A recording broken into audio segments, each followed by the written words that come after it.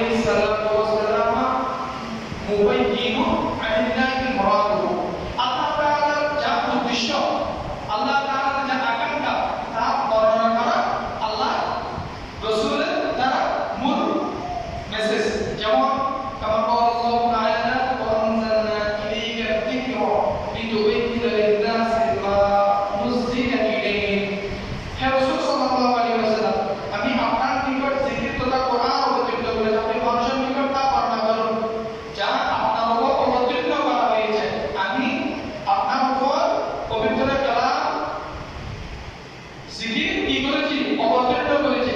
আপনি মানুষকে সেটা জানিয়ে দিন, সেটা আপনি মানুষকে বুঝিয়ে দিন, সেটা আপনি মানুষকে বর্ণনা করে দিন, সেটা আপনি মানুষকে ঈমানের দাওয়াত, তাওহীদের দাওয়াত, রিসালাতের দাওয়াত আমার কোরআন দ্বারা কি দ্বারা, আমার কোরআন দ্বারা আপনি কি করে দেন, জানিয়ে দেন। আমার রাসূল সাল্লাল্লাহু আলাইহি ওয়াসাল্লাম উত্তম গুণে উত্তম চরিত্র অধিকারী ছিলেন। কোন ছোট্ট শিশু যখন রাসূলুল্লাহ সাল্লাল্লাহু আলাইহি ওয়াসাল্লাম সামনে উপস্থিত হলো, ওই ছোট্ট শিশুটাকে আদর করতেন। কি করতেন? আদর করে দিতেন। ছোট্ট শিশু মাসুম, ওই মাসুম শিশুদেরকে মহব্বতের ভাষায় কথা বলা, আদবের ভাষায় কথা বলা, তাদেরকে যত্ন নেওয়া, তাদেরকে সম্মানের সাথে কথা বলা, ধমক দিয়ে কথা না বলা, ওটা কার শিক্ষা? নবীজির শিক্ষা, নবীজির শিক্ষা। ওটা কার শিক্ষা? রাসূলের শিক্ষা। রাসূলের শিক্ষা। মসজিদে যখন ছোট্ট শিশুরা আসবে, এরা একটু কথা বলবে, এরা একটু দুষ্টমি করবে। মসজিদে দুষ্টমি করে এরকম কোনো মুসলিম পরিবারের সন্তান নাই। এক সময় আপনিও করেছেন মসজিদে দুষ্টমি, আমিও করেছি মসজিদে দুষ্টমি। করি নাই বাবা? করেছিলাম, তখন বুঝি নাই। আপনি যখন ধমক দেবেন, সে মসজিদে না আসা, মসজিদে আসার একটা আস্থা হারিয়ে ফেলবেন। ওইখানে গেলে বকা দেয়, ওইখানে গেলে ধমক দেয়, আমাদেরকে গালিগালাজ করে, ওখানে যাবো না। ছেলেদের শিশুদের মনে এরকম ভয় চলে আসে।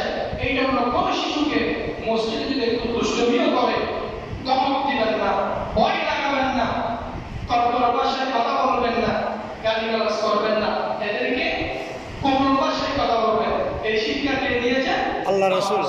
রাসূলুল্লাহ সাল্লাল্লাহু আলাইহি ওয়াসাল্লামকে ঘোড়া বানিয়ে ইমাম হাসান হুসাইন চুলগুলো নাড়াচাড়া করে পিঠের উপর পিঠ মুবারকের উপর বসে আমার রাসূলের সাথে খেলা করতেন। আমার রাসূলের সাথে কি করতেন? খেলা করতেন। আচ্ছা বলুন তো, যদি আমার রাসূল না হতো, আমরা কি জবাব পেতাম? না। নামাজ পেতাম? না। হজ পেতাম? না। কুরবানি পেতাম? না। লাইলাতুল কদর পেতাম? আমরা কিছুই পেতাম না। আমরা সব কিছু পেয়েছি আমার রাসূলের কারণে। এই জন্য রাসূল নিয়ে মনে করে সবচেয়ে শ্রেষ্ঠ দিন, সবচেয়ে শ্রেষ্ঠ রাত, সবচেয়ে শ্রেষ্ঠ মুহূর্ত সেটা হলো আমার রাসূল সাল্লাল্লাহু আলাইহি ওয়াসাল্লাম রবিউল আউয়াল শরীফে যে শুভ আগমন করেছেন, ওই ঈদ মিলাদুন নবীর মুহূর্তটাই আল্লাহ জমিনের মধ্যে, আল্লাহ সৃষ্টির মধ্যে সবচেয়ে উত্তম এবং শ্রেষ্ঠ মুহূর্ত। সুবহানাল্লাহ। সালামু আলাইয়া রাসূলুল্লাহ, সালামু আলাইহি। বলতে চাই না, আমার রাসূল সাল্লাল্লাহু আলাইহি ওয়াসাল্লাম শিশুদেরকে কি করতেন? আদর করতেন, কোমল ভাষায় কথা বলতেন। আপনার ঘরে নাতি থাকবে, নাতনি থাকবে, একটু দুষ্টুমি করবে, একটু চাচামেচি করবে, আপনি তাদেরকে ধমক দিয়ে কথা বলবেন না। আমাদের সমাজে, আমাদের পরিবারে দেখা যায় ওরা দুর্গতির দিনে 10 টা ঘুমিয়ে রাখে। আগে মানুষ না অনুসরণ করে, অথচ ওই পুত্রবধূ গভীর রাত সন্তান অসুস্থতার কারণে চটপট করে, ঘুমায় না, সন্তানকে একটু প্রশান্তি দেওয়ার জন্য সারা রাত মা অনেক কষ্ট করে। সেটা বৃষ্টির রাত হোক, শীতের রাত হোক, তীব্র গরমের রাত হোক। যদি বলুন ঠিক কিনা? পুত্রবধূকে কথা বলার সময়, কোন একটা কিছু ইন্ডিকেট করার সময় সম্মানের সাথে বলবো। কিসের সাথে? সম্মানের সাথে। আপনার ছোট্ট নবজাতক ওই নাতি কখন অসুস্থ শরীর নিয়ে তার মাকে সামলাচ্ছে, কষ্ট দিয়েছে, কষ্ট দিলে আপনাকে সেটাও বুঝতে হবে। আপনিও সন্তানের বাবা ছিলেন, আপনিও সন্তানের কি ছিলেন? বাবা ছিলেন। সন্তানের বাবা, সন্তানের মা অনেক রাত ঘুমাইতে পারে না, সন্তানের অসুস্থতার কারণে, সন্তানের অসুবিধার কারণে। ঠিক না বাবা? তাহলে পুত্রবধূর সাথে, নিজের সন্তানের সাথে, নিজের নাতিদের সাথে, মেয়ের নাতিরা যখন বাড়িতে আসবে, এরা হই হুল্লোড় করবে, খেলাধুলো করবে,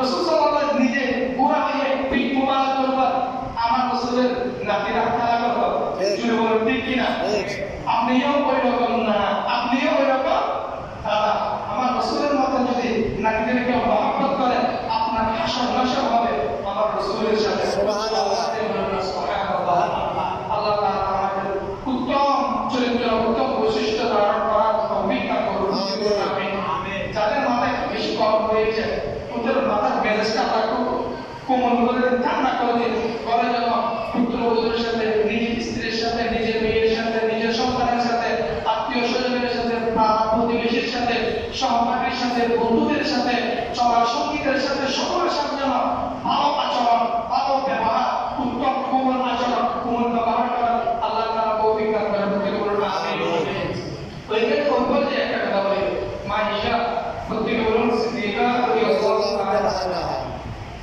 হযরত বাবা জিজ্ঞাসা করেন আবু বকর সিদ্দিক জিজ্ঞাসা করেন হে মা ঈশা রাসূল সাল্লাল্লাহু আলাইহি ওয়াসাল্লাম মিরাজে আল্লাহর সাথে দেখা করেছেন এমন কোন কথা নাই যে এটা পৃথিবীর কোনো মানুষ জানে না ওইরকম একটি কথা তুমি আমাকে বর্ণনা করো এটা বলার পর মা ঈশা সিদ্দিকা জানেন না ওরকম কোনো কথা ওনার মেমোরিতে ছিল না রাসূল সাল্লাল্লাহু আলাইহি ওয়াসাল্লাম জিজ্ঞাসা করেন রাসূলুল্লাহ পৃথিবীর কোনো মানুষ জানে না এরকম একটি কথা আপনি আমাকে জানান একটি মেসেজ আপনি আমাকে দেন এটা বলার পর মা ঈশা সিদ্দিকা বললেন রাদিয়াল্লাহু তাআলা আনহাকে রাসূল সাল্লাল্লাহু আলাইহি ওয়াসাল্লাম ইরশাদ করলেন কোন মানুষের মন না ভাঙা কোন মানুষের মন যে মানুষের মন রক্ষা করে মানুষের মন রক্ষা করে ওই ব্যক্তি হাসরের ময়দানে সিদ্দিকীদের সাথে শহীদদের সাথে নবীদের সাথে মুমিনদের সাথে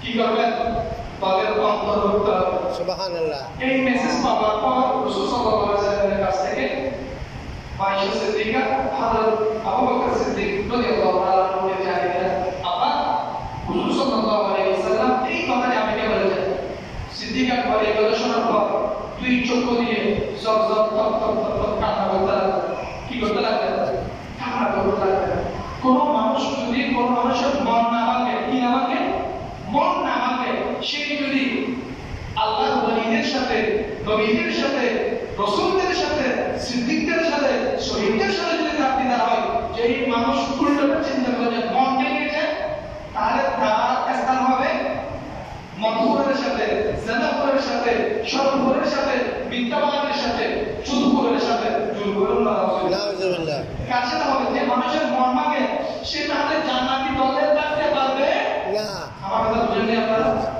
মায়েশা সিদ্দিকা বলেছেন যে মানুষের মন রক্ষা করে মানুষের মনকে কি করে প্রশান্তি দেয় মানুষকে সম্মান করে মানুষের সঙ্গে উত্তম আচরণ করে মানুষের হক আদায় করে সেই সবচেয়ে দাবি বলেছে সিদ্দিকা চিন্তায় পড়ে গেলেন আমার জীবনে আমি কোনো মানুষকে কোনো কষ্ট দিয়েছি কিনা সুবহানাল্লাহ সুবহানাল্লাহ তিনি চিন্তায় পড়ে গেলেন আমার জবান দ্বারা কোনো মানুষ কষ্ট দিয়েছে কিনা আমার হাত দ্বারা কোনো মানুষ আঘাত পেয়েছে কিনা আমার চোখ দ্বারা কোনো মানুষ আক্রান্ত হয়েছে কিনা আমার পা দ্বারা কোনো মানুষকে আমি কখনো আঘাত করেছি কিনা আচ্ছা বলুন তো জবান দ্বারা কঠোর ভাষা দিয়ে কঠোর শব্দ দিয়ে নিজের পরিবারের সাথে ভাই-বোনের সাথে যারা প্রতিষ্ঠিত ঝগড়া করে না এরকম কোনো মানুষ আছে আছে বাবা 10,000 টাকা চাইছে সন্তানের নাই 5,000 টাকা দিছে কি বাবা বলে আখওয়াদানি আলহামদুলিল্লাহ আল্লাহ আকবার আল্লাহ আর যদি কঠোর ভাষা বাবা তো 10,000 টাকা আমি বেশি তোমায় দিবে 10,000 টাকা তুমি 12,000 দিয়ে দাও তুমি চেষ্টা করেছেন দিতে পারেন নাই কঠোর ভাষা বাবা সন্তান যখন এই কথা বাবা মুখ থেকে শুনলেন সন্তানের বুকটা কি আর বুক আছে ওটা ভেঙে গেছে না ওটা ভেঙে গেছে না আপনি 5,000 টাকা দিয়েছে আপনি বাবা হিসেবে আপনি যদি শুকরিয়া আদায় করে বলেন আল্লাহ আমার সন্তান আমাকে যা দিয়েছে আমি তাই জন্য শুকরিয়া আদায় করি আপনি আমার সন্তানকে আরো বৃদ্ধি করবেন সুবহানাল্লাহ বৃদ্ধি করে দিবেন কি দিবেন না দিবেন বৃদ্ধি করে দিবেন না বৃদ্ধি করে দিবেন এই জন্য সন্তানের কাছে যখন বাবা টাকা যায় ওই টাকা দিতে যাবো তখন ধমক দিয়ে পরের সন্তান বাবার সাথে কথা বলে ধমক দিয়ে কথা বলে মা অসুস্থ ডাক্তারের কাছে যাওয়া জরুরি সন্তানের কাছে বলতে পারে না বাবা আমি অসুস্থ আমাকে কিছু টাকা দাও আমি ডাক্তারের কাছে গিয়ে কিছু মেডিসিন ওষুধ দিব ডাক্তার দেখাবো সন্তান একটু কঠোর ভাষায় হওয়ার